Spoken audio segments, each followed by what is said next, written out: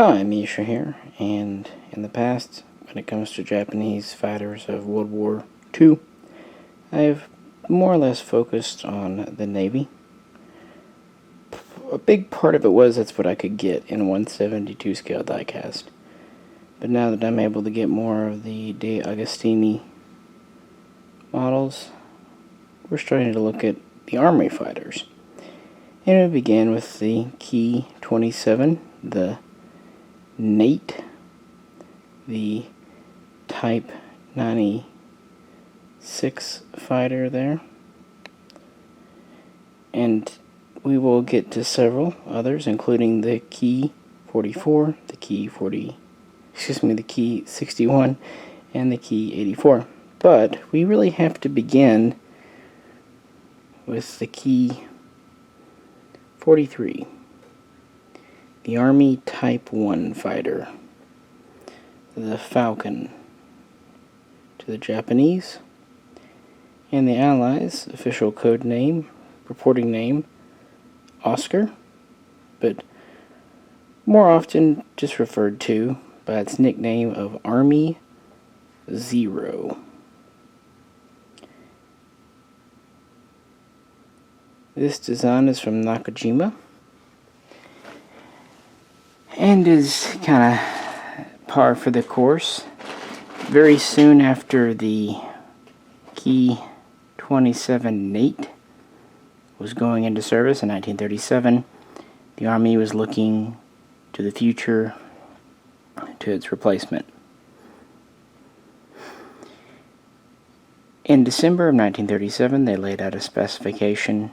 The key points were needed to be able to reach at least 310 miles per hour, so a little faster than the Nate, and have a range of at least 500 miles. But of course, this being the Japanese Army Air Force, turning was really what they cared about. And so Nakajima went to work, and the first prototype flew just over a year later, in January of 1939, and it was a sound disappointment. The new fighter really wasn't that much faster than the Nate, and was not as maneuverable, and really didn't have a lot more to offer. So, throughout 1939, 1940, various prototypes were tested, tried, flied, retested, tinkered with, until they finally had the Ki-43 Model 1, which first went into full production and deliveries began to the military in February 1941 and started to really get to squadrons that summer. So what exactly do we have here? Well, it's certainly a mixed bag, to say the least. The Type 1 was a little over 29 feet long and had a wingspan of about 35.5 feet.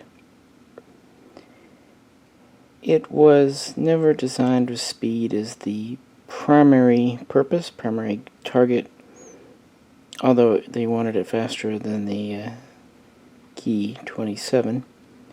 So early versions got up to about 308 miles per hour, although by the end, late versions could get up to nearly 360 miles per hour, depending on configuration.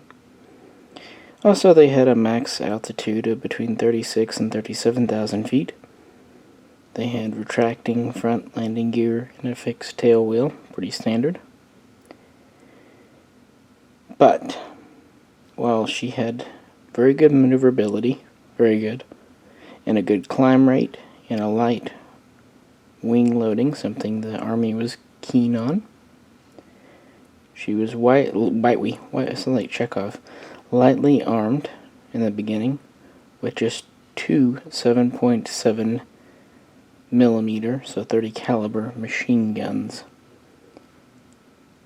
Now later on, they would start doing one 7.7 millimeter machine gun and one 12.7 millimeter machine gun, so one 30 cal and one 50 cal. And then even later they would do two 12.7 millimeters. Still yet, two 50 caliber guns is not a huge armament. They would experiment with 20 millimeter cannon, but they would never actually put those variants into serial production. The problem with the Ki-43 was much the same with the Zero, but whereas the Zero lacked self-sealing fuel tanks and armor because of needing range to operate from carriers, the only good excuse for the Ki-43 was to keep turning maneuverability high. But yeah, the original Mark I version essentially had no armor and unprotected fuel tanks. Like I said, the first squadrons would begin transitioning over to them in the summer of 1941, and they would first see combat over China in October of that year, meaning just a couple of months before the attack on Pearl Harbor. And of course, more and more squadrons were being issued Oscars in 1942 during campaigns over Malaya, the Philippines, Indochina, what have you. And early on they enjoyed pretty good success, but this was against planes like the P-40 Warhawk and even the P-36 Hawk, as well as the good old F-2 Brewster Buffalo. Also keep in mind at this time the Japanese had more aircraft in theater and pilots with more skill. But it wasn't long before the Allies started using newer planes like the P-38, the P-47, and the tables started to turn. Now they did experiment with a new supercharged engine in February of 1942, and they would put this model into production that November, and this would be the Ki-43 Mark II. In addition to a more powerful engine, they gave it a stronger wing that was actually shorter, more durable, because early versions had trouble with the wings falling off, which is a bit of a problem when you're flying airplanes. They also did give the pilot a bit of armor protection for the headrest, and they partially protected the fuel tanks using rubber sheets, laminated rubber sheets, which did a good job protecting against smaller caliber fire, 30 cal, but was marginally okay with 50, not really, and absolutely no help with like 20 millimeter cannon rounds. The plane still remained pretty lightly armed, although its top speed was creeping up to more like 330 miles per hour, and by this point they were pretty well standardizing on the two 50 caliber guns. Also, while early versions could carry a couple of little bombs, the Mark II style could carry up to two 550 pounders, although usually they carried smaller bombs. Or they could also carry drop tanks, which gave them increased range. Keep in mind though, these were Army planes operating from land bases. And they did a few other little changes and what have yous. These were produced, of course, at the Nakajima factory, and they were also produced at Takikawa, and a couple other factories produced them in very small numbers, but those are the two big ones. Now, Nakajima would cease production in 1944 in favor of the Ki-84 that we'll get to, but Takikawa would continue producing the Ki-43 till the end of the war, even introducing a new version, the Mark III, with a yet more powerful engine.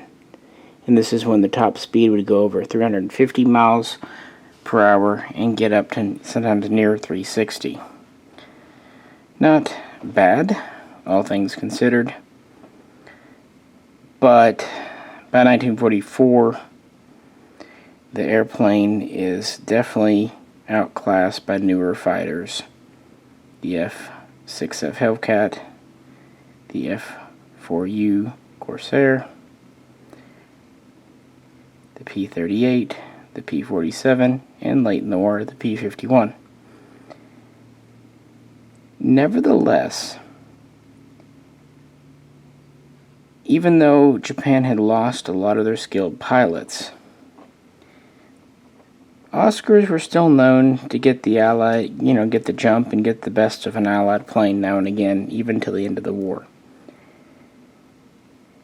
In fact, the Oscar was credited with shooting down more Allied aircraft than any other Japanese plane in theater. And they would actually make a large number of these for Japan, building over 5,900.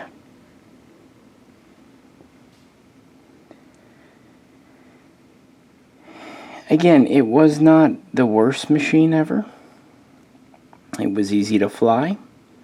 It was reasonably reliable, at least after the initial kinks were worked out.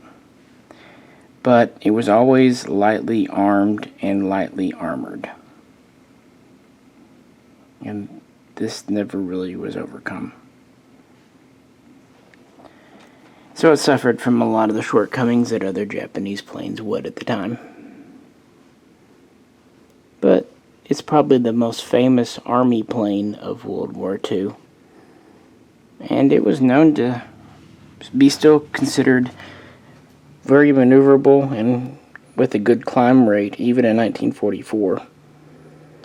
But unfortunately, those were its best attributes. They sacrificed a lot to give it the maneuverability.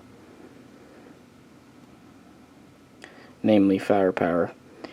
Even the 50 caliber guns it had a hard time shooting down the durable aircraft that Grumman turned out.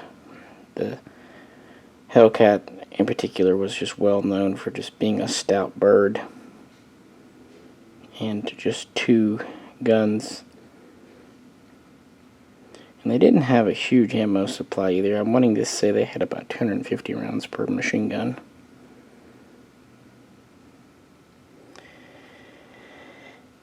But, yeah, and of course, like all Japanese planes, really, they were used for kamikaze flights in 1945, especially in defense of Okinawa. And, of course, several squadrons would still have Oscars when the war would be ended.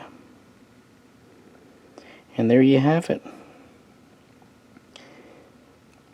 These De Agostini models are basically like the old IXOs. Good little values for money. Spinning propellers, gear up or down. The Oscar has removable ordnance under the wings. And a basic canopy with a seat inside. Nothing special, but, at least it's not a cavity, a hole. And they're very affordable at about $20 to $25. And they usually even come with a pretty neat little magazine. Well, if you haven't, like I said, I've done a video on the Nate.